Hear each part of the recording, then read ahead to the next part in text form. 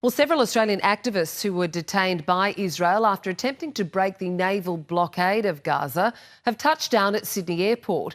The group has accused Israeli forces of serious mistreatment while they were in detention, which Israel has denied. Reporter Max Tillman joins me now from Sydney Airport. Max, what have you seen this morning with these arrivals?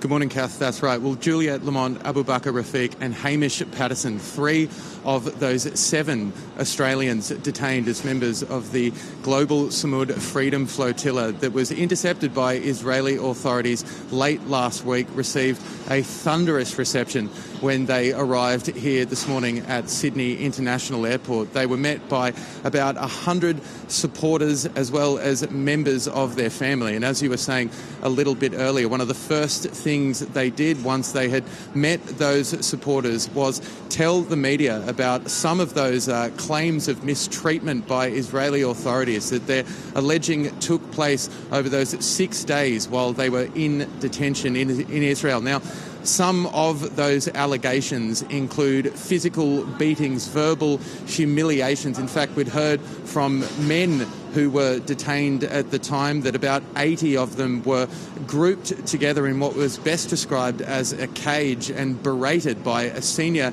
Israeli minister. We'd also heard allegations of a lack of clean water as well as those physical beatings and some of those other allegations that were effectively sent to the family from diplomatic officials of the Australian government. Let's take a quick listen to what Abu Bakr and Juliet had to tell us this morning.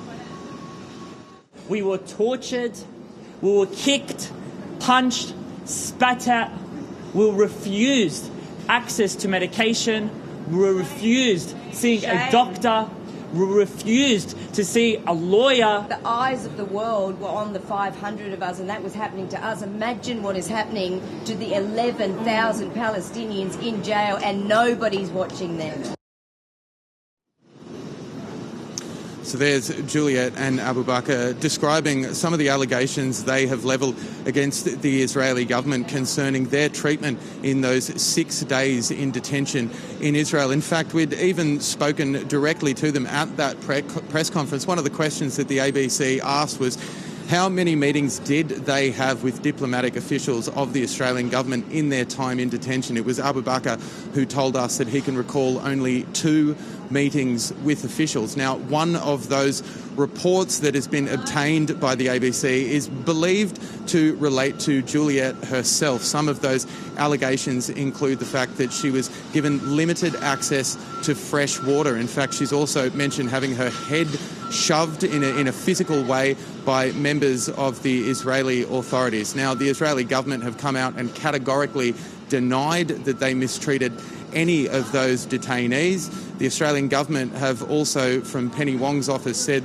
they're happy to welcome home those 3 this morning. All 3 also making it clear they have every intention of attending Sunday's pro-Palestinian march in the Sydney CBD.